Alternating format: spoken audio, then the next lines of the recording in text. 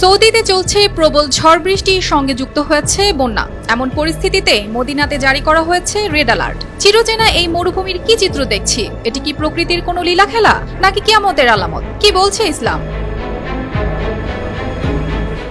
কিয়ামতের ছোট আলামতের মধ্যে অনেকগুলোই এরই মধ্যে সংঘটিত হয়ে গেছে। ছোট আলামতের মধ্যে একটি হলো পৃথিবীর চিরচেনা প্রান্তে গরম ও দাবদাহভুক্ত অঞ্চলে অতিবৃষ্টি ও তীব্র ঠান্ডা ব্যাপক হারে বেড়ে যাবে। বন্যার কবলে পড়ে বিপর্যস্ত হবে আরব অঞ্চল। ঝড় বৃষ্টির কারণে পানির ছোঁয়ায় শুষ্ক মরু অঞ্চল পরিণত হবে সবুজ অরণ্যে এবং ঠান্ডা বা নাতিশীতোষ্ণ অঞ্চলে দেখা দিবে অনাবৃষ্টি ও তীব্র দাবদাহ। প্রাকৃতিক দুর্যোগে বেড়ে দেখা দিবে খাবার সংকট। চোখের সামনে কি তাই সংঘটিত হতে দেখছি?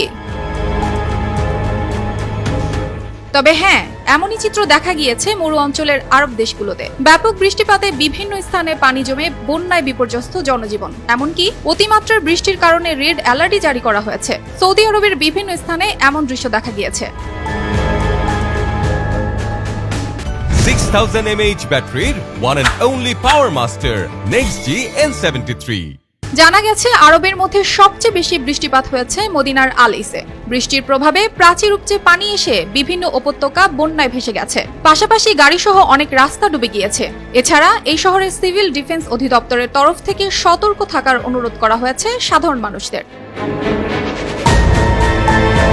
গেল মঙ্গলবার গালফ নিউজের এক প্রতিবেদনে এ তথ্য দেওয়া হয়েছে। দেশটির আবহাওয়া কেন্দ্রের প্রতিবেদনে বলা হয়েছে, সৌদির মদিনায় সর্বোচ্চ লাল সতর্কতা জারি করা হয়েছে এবং আরও জানানো হয়েছে মদিনায় আরও বজ্রসহ বৃষ্টিপাত, শিলাবৃষ্টি ও তীব্র ঝড় হওয়া বয়ে যেতে পারে।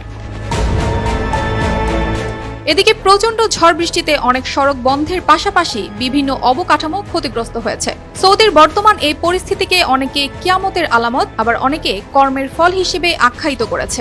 দর্শক, এ বিষয়ে আপনার কি ভাবনা জানাতে পারেন আমাদের। অর্পিতা জাহান, RTV।